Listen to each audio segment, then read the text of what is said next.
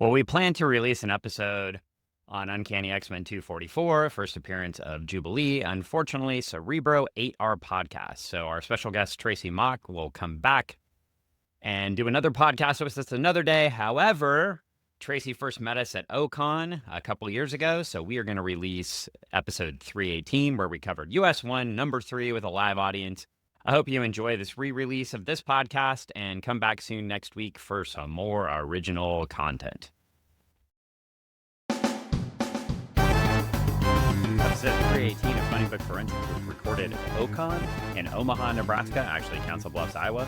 We have some audience interaction. Sometimes it's a little difficult to hear, and maybe the audio is a little bit different, but we wanted to give this live podcast a try.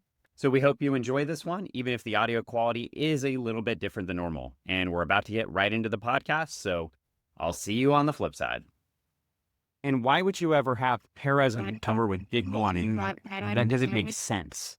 Doesn't make sense. Are we starting the podcast? I just started recording because this is a normal way we start the podcast. I mean, we just start talking. So somebody hits record, and then all of a sudden, Dan, you're supposed to let me know. I never let you know before we're dropping historical bombs. Sometimes I forget, and then like 20 minutes later, you're like, "Did you start recording?" And I say no, and then we got to re-record a whole entire podcast. You're crushing me right now.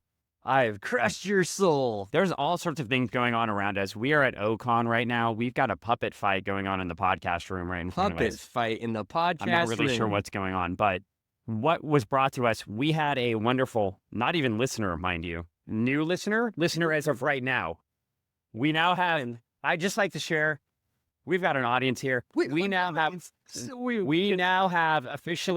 4 listeners. 4. We now officially have 4 listeners. Do you count the puppets? That's 2 more. That is by 1, 2. I can do math. That's 5 plus 1 is 6. We now have officially 6. And Iggy, that's our host here at O Con from Project Nerd. Yeah. So that means we now have had 7 listeners to the podcast. Oh my gosh. O Con has helped us go from 1 to 7. That is a 7 times increase. This is a record increase for this podcast. And we're going down a listener now. Oh, well, like, it was happening.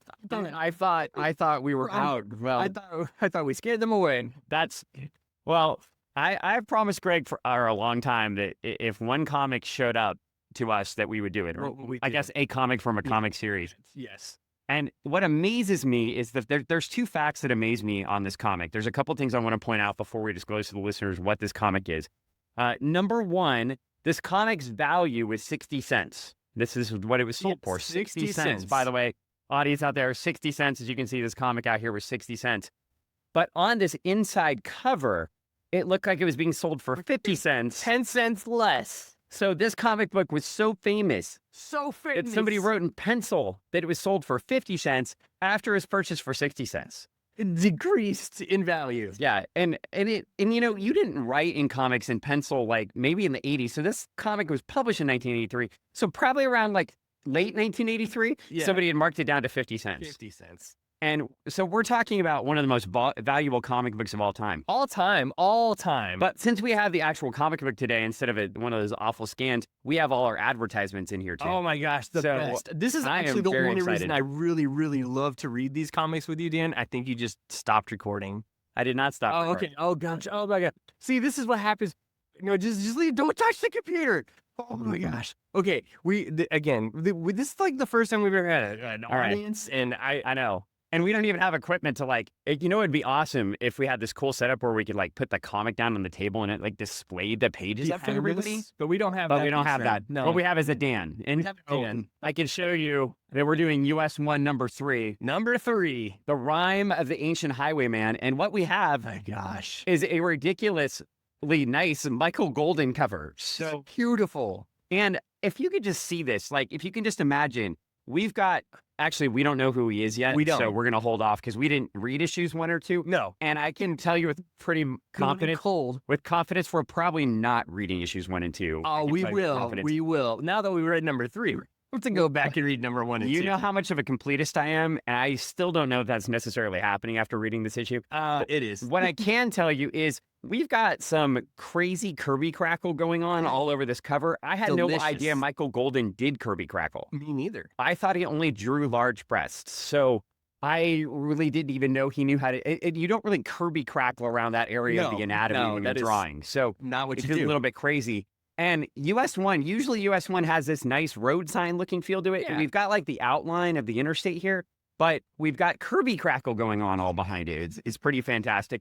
And we've got a truck, and his truck has gone from blue and red to, well, I guess we don't know because we haven't read the issue, but I have. So if we've got a yellow. I read the issue just like you told me. It's like a yellow golden truck driving through Kirby Crackle. It's all pink. And then we've got this crazy, like, lightning guy. Yeah, lightning guy. Ooh. He sort of looks like a lightning. I mean, if I was a Legion fan, and I am, he might look like one of the lightning beasts of Korbal. And if you don't know the lightning beasts of Korbal, I am so sorry. Talk to me after this podcast, and we will make sure you're square on that. Get on it. So we're going to get into this Rime of the Ancient Highway Mariner. No, I already messed that up. Highwayman. I'm already trying to change it to the Rime of the Ancient Mariner. You see where I'm going there? And maybe some of these things will play into this book. I mean, this book could be a copy of other stories. I don't know.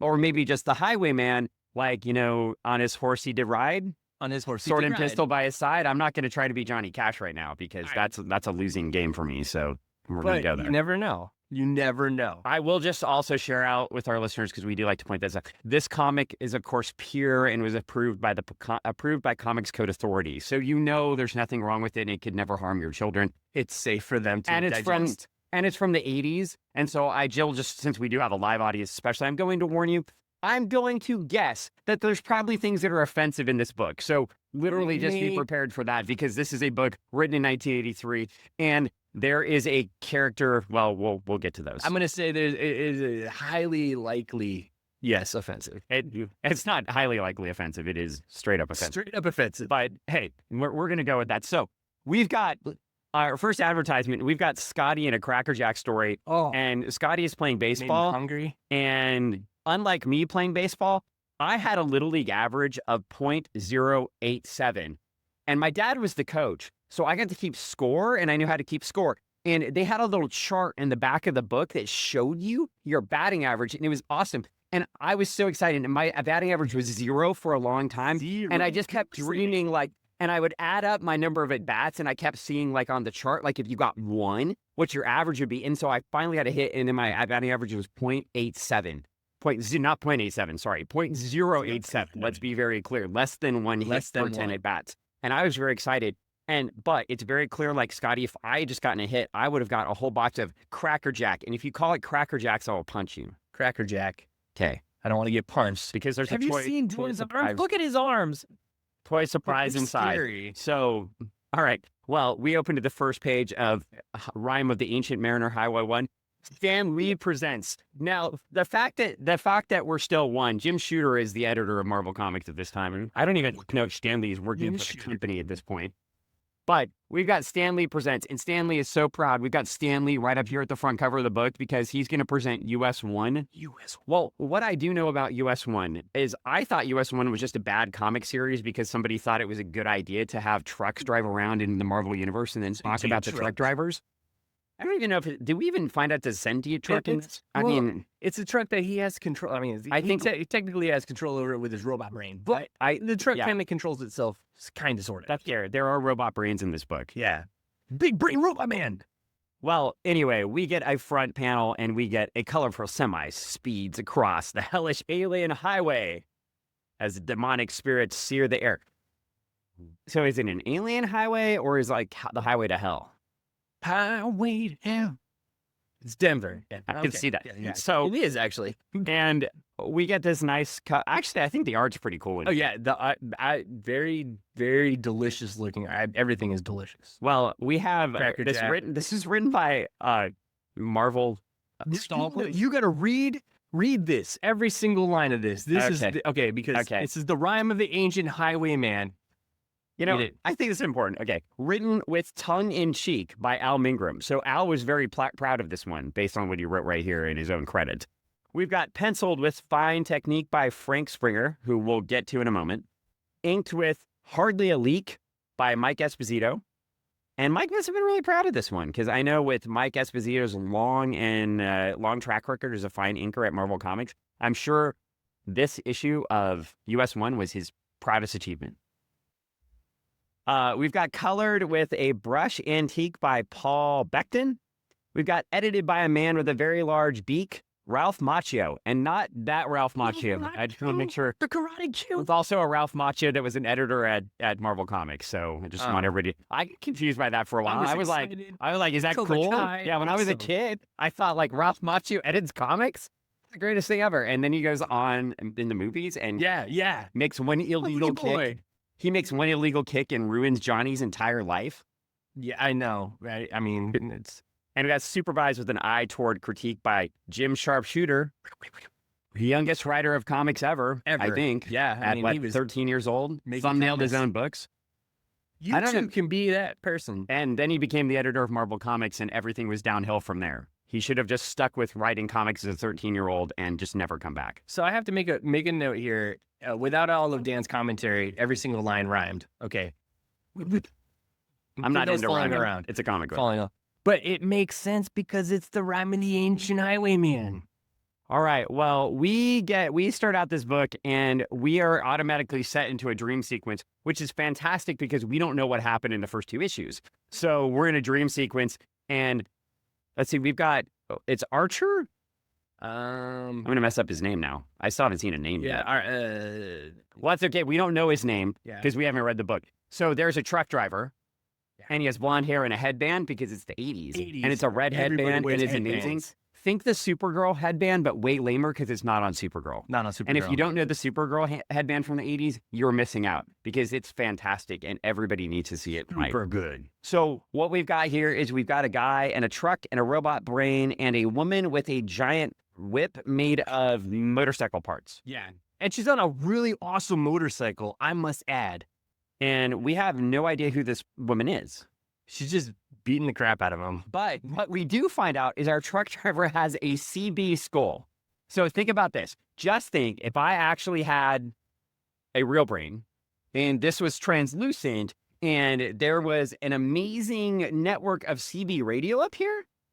Because we put like one or two transistors. I don't even think that's that cool. Like if I had a CB in my head, I would never need cell phone batteries. I could just talk to everybody on the highway forever. That's true. We would just literally plug me into the cigarette lighter and I'd be ready to go. Could we say you would go ham, man? Wait. You got me to, that's the first time I break on this one so far, and there will be many other times. So anyway, our hero awakens, and I want you to know this is the most muscular truck driver I have ever seen in my life. We're talking like blonde-haired Rambo here. Like, this is amazing. He's rippling, like... Kind of, yeah. It's way too much hair to Way be too much holding. hair. Arnold Schwarzenegger with the headband. I also want you to he wears his headband to sleep. Yeah, because, I mean... You never know. Oh, yeah. That's Ryu for Street Fighter from our audience. Yeah, for those of you listening to this podcast and you're not here, we do have some audience commentary, so we'll try to fill it in for you. Yeah. And so, well, anyway, we've got it going on, and he's like Mario in the room with him. And then we're finding out we're meeting some of our characters. Yeah. We've got he wakes up and he screams. Because that is really what it says. Yeah. Y-A-A-A-A-A-A-A-A-H. Okay. Oh, it is Arnold Schwarzenegger.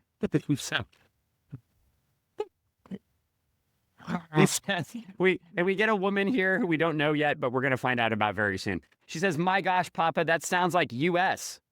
Oh, that's his name. Okay, good. Okay. Yeah, got it. So his name is U.S. I think it's Ulysses. I think it's Ulysses. Yes. Well, we're going to find out. We'll find out. Sure, because I did find the research I got to do in an hour and a half for this. I was spot on with this research. I want to tell you all. This is usually the course if you're not familiar with the podcast. I may do a little bit of research most of the time. I get. No, he doesn't. He lies. He's so wrong. Well, anyway, we get a woman running in and she's wiping the head of the man, and we get two more characters running in, and she's like, "Oh, I just couldn't bear the thought of you being hurt." So let's talk a little bit about Mr. Springer. So we had Frank Springer. So I didn't know a lot about Frank Springer, so I went and asked an expert. Bob Hall, if you've never met Bob Hall, comics legend in the comic book hall, boom, right there. I had fantastic, just walked in the door, Bob Hall. No, Bob Hall in the comic news room. You have a true legend out there. So if you don't take the opportunity to walk by and say hi to Bob Hall and introduce yourself, like please do.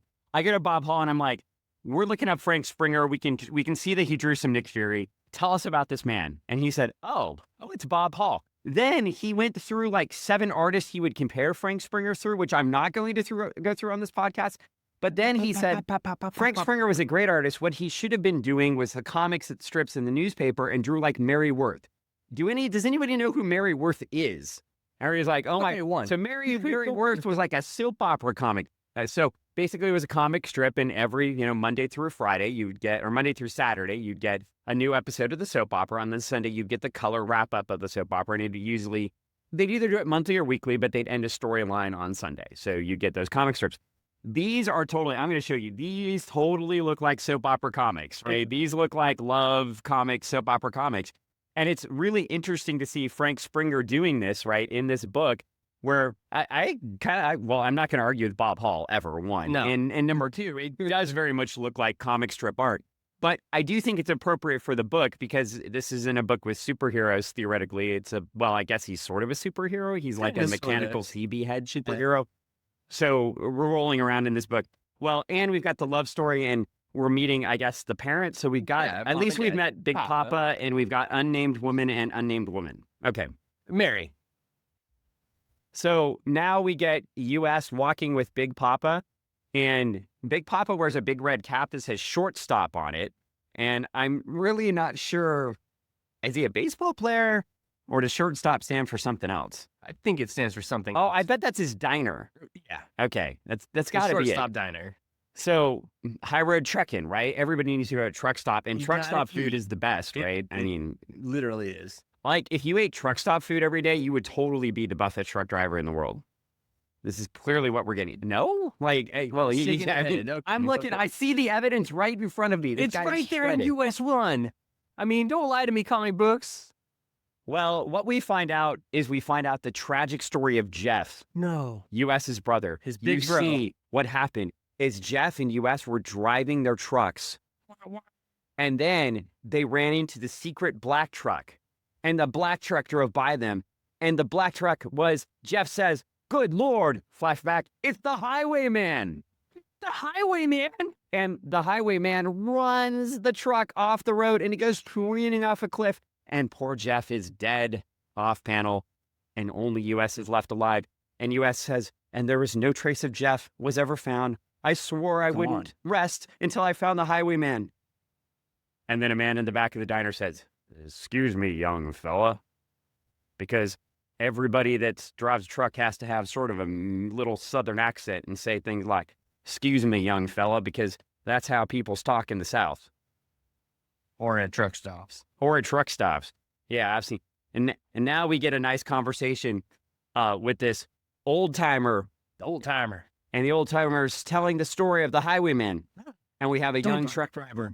And he started out, which looks like clearly in the 1920s when trucks had a single axle. So basically a truck apparently according to this picture, a truck was like a thing with some oil on top.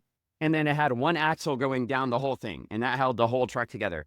So I could see where he'd be traumatized. It looks like one of those old truck banks you would get at Christmas time as a child that you would play with or not play with because it might be worth a lot of money someday. So those old Hess trucks that my dad used to buy me, like I would get one every year. And I have like 20 of them. It's terrifying. I know. It's super terrifying. And they're all still in your garage. I know. Shut up. So now like... We find out that the highwayman, he just can't keep up with the young truck drivers, so he wants to keep up. And what he does is he goes to a spirit, and he persisted in his search to find youth, and eventually he found the help he sought. And the demon says to him, because we have to have demons. Yeah. So this progressed very quickly, by the way. It's the 80s. This guy wanted to be like a good truck driver, and now he's like, well, anyway, you seek youth and powerful. Youth and power. That's a weird, like, there's a I told you, the writing is wonky. You seek youth and power very well. Our master can grant you these boons? Bones? Boons. No, it says boons. Okay, well, again, we had to revisit the fact that we have a letterer writing a comic book. That's true. So, I mean, traditionally, Who was the letter? the person writing the comic book was a letterer. That's fair. And it's Michael Higgins. I don't know Michael Higgins' lettering history. And he must have been one of Marvel's best letterers since I know nothing about his history, and he got put on US 1. So clearly we're looking at the high quality. I mean, they were going after John Costanza for this one, right? Like, George Costanza, love it. no. Okay. John, no. Okay. No. Well, anyway, so what we find out was the price was his soul, because that is pronounced. And there's like little, it's not even Kirby crackle. It's just like squiggly lines around it. Wait a minute. Hold on a second. He's a trucker. He makes a pact with a demon for his soul to be a better trucker. To be the best trucker. He wants to be the best. No, it's not Man, Bear, Pig. Man, Bear, Pig. No, this is completely different. This sounds a lot like Man, Bear, Pig. No, it doesn't. Okay. Well, Man, Bear, Pig. It's the trucking version of Spawn. That's a good call out. Trucker Spawn. Trucker Spawn. Okay. Maybe young Todd McFarlane was reading US Spawn. And in his brain, he was like, what can I do that's better than a trucker? It sells his soul to a demon. I can do Spawn. We find out the backstory is these 12 issues were his favorite comics. You know, if we had just... So, for those of you in the audience and our listeners that don't know, Todd McFarlane owned the comic store in our hometown, Puyallup, Washington.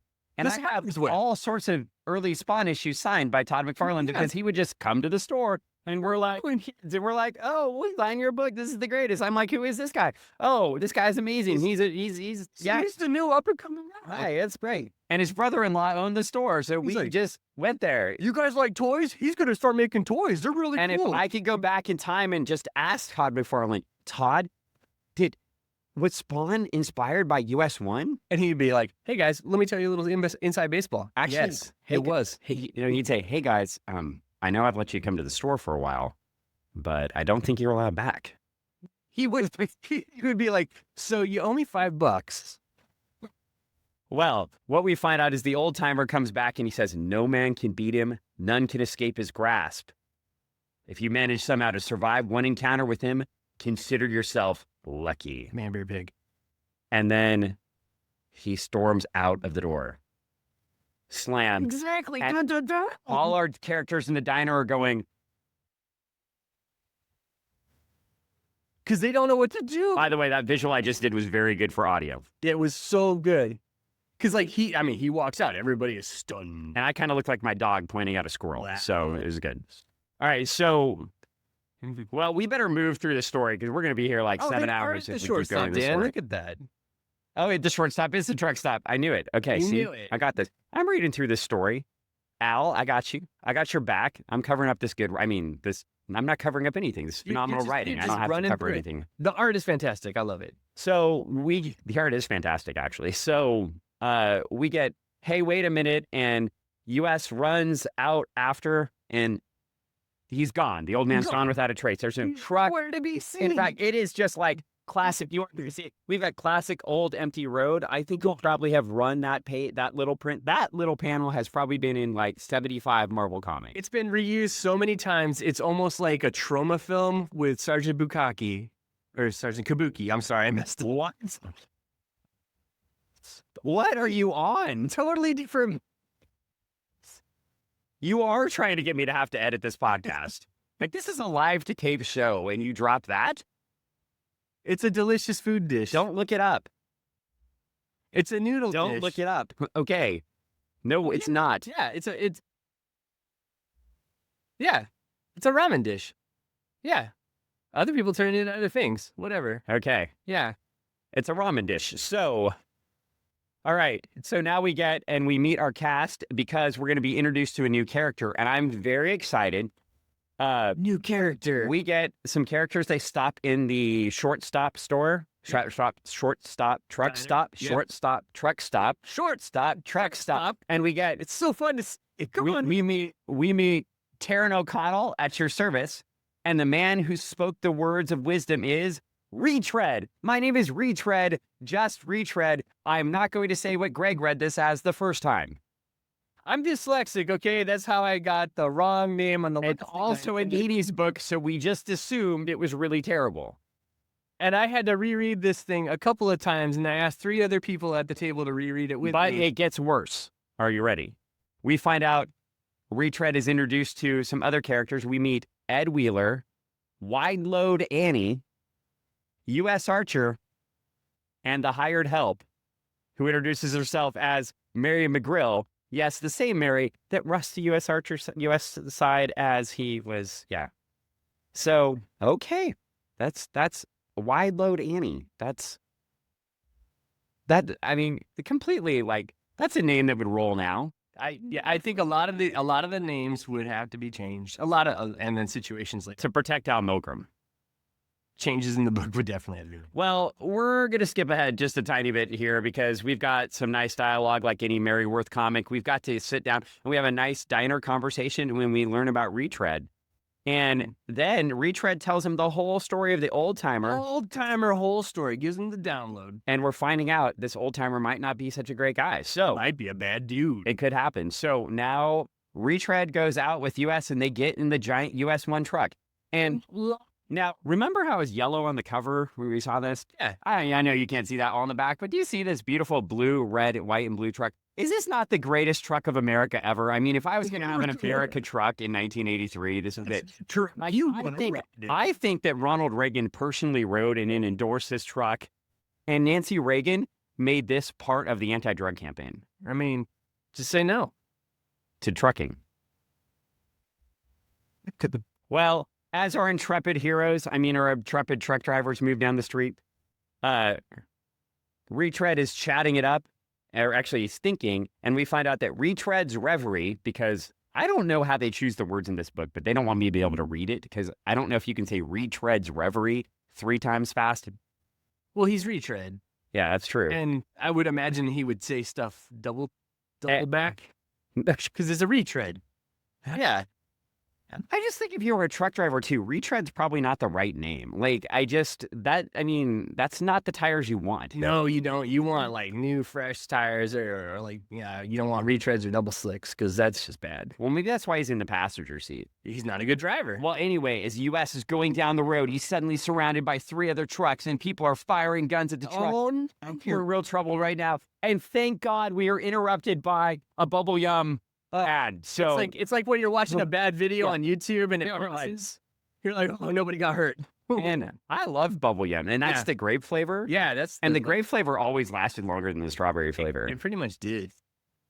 Did you know it was owned by Nabisco? I'm shocked. Who also brought us those drug issues.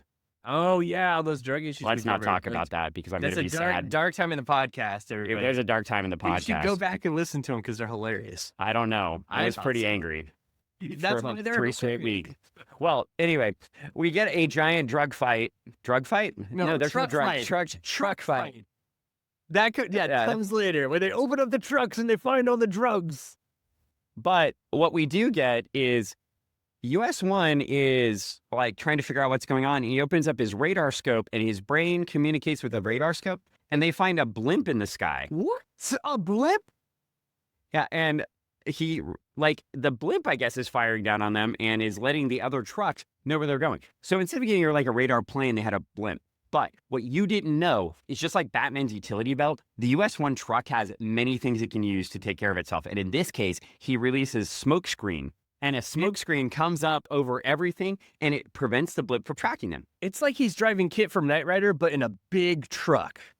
But Knight Rider also had a big truck. Oh my gosh! And then in a big truck. And then we flip the page. And oh hey, I want to get big like Atlas. I know you're wanting more of the story, but Atlas is huge, and you could be a slam dunker too. And more importantly, you could subscribe to Wolverine comics and other comics for only 42 cents a copy. It's a copy. Man, we could have got US-1 for 42 cents. Well, this was tough because, it does say offer expires May 31, 1983, so you should be very careful there. But what I will say is this comic was 60 cents, and this had just gone up from 50 cents. And if you just went from 50 to 60 cents, you got US-1. I mean, think of the quality. Like, Marvel expands their line just for you, so they can go to 60-cent comics, and they could give you this fine book. Wild. All right, so what we now get back to is a whole situation where US-1 finds an encampment of bad guy truckers, and all of those bad guy truckers have a smuggling ring. All the bad guys. And they're just chatting. But because this is like a comic from the 80s, we can't really say that they're smuggling drugs, that they're bad guys. We did see some guns, sort of, but it looked like the Pew Pew gunfighter from maybe G.I. Joe, so laser shots, and definitely nobody's dying. Because remember, we had the Comics Code Authority on this, which means we can't say that police are bad. We can't say that there are drugs. We can't say that they're smuggling. We can't really say that anything's bad. And you can't, by the way, with the Comics Code, you can't disparage professions. So if these folks are truck drivers, then you can't actually say that they're smugglers because they're truck drivers. And that's bad. And that's a profession. So we can't say that truck drivers are bad people. You can't say then the truck drivers are... No, see, truck drivers are professions. You can't do that because we have to make sure that everything's okay. Not in the 80s. We had to protect people. Well, if you wanted the code stamp, I mean, you could go without the code stamp, but then nobody would distribute your comic books. So then you would have to do like Robert Crumb books. It's kind of terrible. Well, that's a whole other bag. We get our heroes have driven the truck, though, up on a rock. Oh, yeah. And they're looking down. But then retread, because he's really clumsy, he slips and he falls down the entire hill and crashes in. While firing a pistol. Well, he's... well, they're firing pistols at him. Oh, he's holding one too. Yeah. He's holding one too, but we find out it's not a real gun. It's a flare gun. But this distraction is fine because US-1, which strangely looks like Optimus Prime, drives down the hill as fast as it can. And there we go. US-1 captures an old man. Well, he grabs the old man. He's trying to help the old man. He thought the old man was captured by the guys. Because those guys are whooping on him. Oh, well, I'm spoiling the end. I said he thought... well, he's whooping... The old man is getting whooped on by everybody. I'm so sorry I spoiled that. You didn't spoil anything. Stop. The old man is captured. He's getting captured. US-1. He comes in, and he starts whooping on all those guys. And the funniest part I find is, like, you know, we got retread sliding down the hill. US-1 is sitting there, and he's like, karate, like...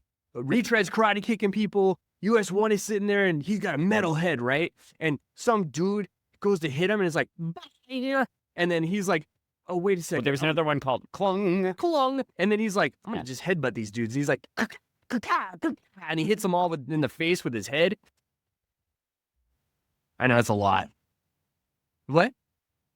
Well, he doesn't want to damage that. Yeah, but he has to. Well, anyway, we get in a giant fight and eventually they get piled up on, but US-1 calls the truck with his brain head, and the truck comes flying at everybody, and everybody scatters because they don't want to be run over by Optimus Prime. I mean, I'm going to get copyrighted. US-1. So now we know what inspired the Transformers. It was so good to find this out today. US-1. The origin for everything. US-1 is clearly the origin for everything. Yeah. Well, despite this fight, Oh, these bullpen bulletins are great. Oh, yeah. I would like to point out, though, we get a bullpen bulletin from Jim Shooter, not Stanley. And the other thing is, this book isn't old enough to have a letter column. If it was old enough to have a letter column, because we're only in issue 3, and your letter column's probably not going to show up till issue 4, and that's probably going to cover issue 1, I would have loved to read the reviews of issue 1 to see what the fans were saying about this book. What crazy stuff are you doing? But apparently, like some of the notes, though, in what we talk about in previous issue or previous episodes, is that a lot of stuff that's going on in comics history at this time or right before is there's a lot of shakeups going on in the industry, kind of like what we have going on. And if you want to know what was going on right now, we've got the Thing #1, which is the issue where Thing breaks off from the Fantastic Four, and you eventually get She-Hulk in the Fantastic Four. So actually, there was a historically cool thing happening, just not this comic. Well, I was talking more about the changes in the editorial staff at Marvel that was coming over from other comic book companies, or the Marvel people that were all leaving to go to DC because they loved Jim Shooter. So that's what's in the bullpen bulletin, is that he's saying, hey, our products are still great. Don't worry, we're going to still put out good books. We're just changing some staff right now, so you're going to see some new names like da-da-da-da-da. Like Larry Hannah. Larry Hannah. Well, which was great. I loved that. Was probably great. Well, and we get an ad for Advanced Dungeons & Dragons, which, there we go. Oh, wait, that's stuff. Well, isn't it funny that the Advanced Dungeons & Dragons was in the book about demon truckers? So, because you all know those people that played D&D in 1983 were probably murdering people in parks. Okay. Side note. That's what the news said when I was little. Well, and that's what the Tom Hanks movie all about D&D was about. It was if you go into a cave with your friends, you're going to have a bad time playing D&D real life, and you might kill a friend thinking they're a goblin. Well, I can't wait. We're to the last page, and this wrap up is fantastic because you're not going to believe this. We get a freaking Scooby-Doo wrap up. What? Yeah. So literally, the old man, they grab him and they pull his mask off. And he's nothing. He's nothing. He was never there. Because this is how Miriam's best work. How much involvement do you think the Ralph Macchio, the editor, had in this? Was Ralph Macchio just like going back to him and saying, yeah, can you rewrite page 19? Because we wanted a Scooby-Doo ending. Just fix it, make the Scooby-Doo ending, and right, we'll like, wrap it up so we later on. And we had an ending where Johnny Cash and the Highwaymen show up and they start singing songs, and that was gonna happen. But instead, we got a Scooby-Doo ending. Well, that's what happens when you sell your soul to a demon. Well, the best of the best. Well, what we find out by the end of this book is that US has won a mask and a shirt because he pulled them off, and he gets to end the show with it. He gets to wear it. I mean, like the a comic skin with it. suit that everybody. Wait, oh, that's another. I mean, this is the. You are 100% correct. In fact, George Lucas read this comic in 1983, went back in time, and was inspired to write the Obi-Wan character for Star Wars, because US-1 is the inspiration for all other things. Lives in the desert. Well, the good news is at the end of the story, Retread comes back and says, whoop. Finally got the flames out. From when he slid down the hill and his butt was on fire? No, he set himself on fire with a flare gun. Oh, I thought it was from sliding down the hill when his butt was on fire. No, he fired the flare gun, set himself on fire. And he goes, I think it could be either way. I mean, there's room for interpretation here. He set himself. Well, anyway, US-1 says at the end, he says, about the story the old man told us about the highwayman selling his soul to the devil and becoming immortal for a price. I can't help but wonder how much of that story was true. Oh, the end. Dun, dun, dun. And we get a nice ad for Epic's Coyote written by Steve Englehart, which was probably a lot better than this book and probably nobody bought. And also a follow-up ad for the network game Tron. Well, he focused in on Tron, and I focused on sell as many greeting cards as you can so you can have epic prizes from the Olympic Sales Club. Never worked for me because I didn't know enough people in the neighborhood. Well, as we start to wrap this one up, we've got an ad for the Kool-Aid Man. Oh, yeah. Somebody played the Kool-Aid Man game. You? I did. Yeah. It was on the Atari. I have it. I got the Atari. So I was I hate to admit this to an audience. Like, we were so poor, I didn't get an Atari until the Nintendo came out, and I had to buy it from a friend for $15. And then I got whatever games with it. So if I got a free game, I was pretty excited. Free games. Like, I wore out some Joust because somebody gave it to me for free. Joust is a solid game still. Joust is a solid game still. So is Q*bert. Those were some big fan games. Pac-Man ported over to the Atari. Not so great, though. But Kool-Aid Man, I'm going to tell you, not one of the greatest games in history. E.T.'s even better. Good premise. A whole game where you break through, like, barriers. I mean, that's pretty basic Atari gaming right there. But what this is also advertising is Marvel Comics' The Adventures of Kool-Aid Man. And let me tell you, as we've told our listeners, if you brought us a copy of US-1, we'd review it. If you bring me a copy of The Adventures of Kool-Aid Man, I will definitely review The Adventures of Kool-Aid Man. I will even do research on the authors and the writers and figure out why in the world they ever decided to do Adventures of Kool-Aid Man. My guess is a paycheck. Okay, so just so you know, we're at O Con, we're in Nebraska. Well, we're not in Nebraska, but we're basically in Nebraska. It's literally across the river. We're like in Nebraska North, known as Iowa. We're like what? And there's a Kool-Aid Man museum. Kool-Aid Man museum. And we need to go there. I'm just going to bust through the walls there. Oh, yeah. And Kool-Aid style. Wait. Yeah. Kool-Aid style? Kool-Aid style? I don't think he said that. I don't know. Well, the bigger question is the Kool-Aid Man the glass or or is it the drink? I don't understand. I think it's disturbing. So like the Kool-Aid. If you take one away, do you still have the Kool-Aid Man? Well, no, because it's like the Wonder Twins, which was always disturbing. Like he made himself into like ice cubes, and Gleek would bring a pitcher, and then they drink the Kool-Aid out of the ice that Zan was in. That's gross. They were like drinking Zan. And that's what the Kool-Aid man is like. That's why he's so happy. You are what you eat. Well, we should wrap this up. We got to wrap this thing up. We do have to wrap it up, but you buried the lead as to why US 1 was made in the first place. Because we talked a lot about advertising in this episode. We talked a lot about the advertisements in the book, and we talked about the Kool-Aid Man game and the advertising in the... All right. So Tyco Slot Cars thought it would be a great idea to take something they made in 1979 as a toy and have Marvel Comics make it into a comic in 1983. Except there's no reference to the slot cars or anything in the actual book, just a magical truck. So basically, like, if it was 4 years later and I guess you were lucky enough to find those US 1 toys, then you could go back in time as a kid and be inspired to. But I don't see anything in this comic that tells me to go look for US 1 toys, which is really off the mark. Because within a year and a half, I think it was 85, we'll get Star Comics line in Marvel Comics, and we'll get all sorts of things like the Care Bears and things like that in comics. Yeah. So instead of doing something like this, Marvel just goes ahead and embraces it and runs the Star line and just says, well, we're just going to be an advertising line for toys. So this is, I guess, the first attempt, but not the best, because I don't say the Care Bears comics are good, but at least they were written for kids, and at least they had, met their mission of advertising the thing. Yeah. We learned from that when he made the Secret Wars to sell. Okay, the question was, do we think Jim Shooter learned from that to use Secret Wars to make Marvel toys? No, Jim Shooter learns from no one, because he's Jim Shooter and he knows everything. That's true. He doesn't need to learn from people because he's so smart. Like, someday I'm going to go get Jim Shooter's autograph. And he's like, I heard you quoted as saying, I never learned from anybody because I know everything. And I'm going to let you, Mr. Shooter, that's true. That's why I want your autograph. I have his autograph. Just Casper, he and me are like chocolate. Ah.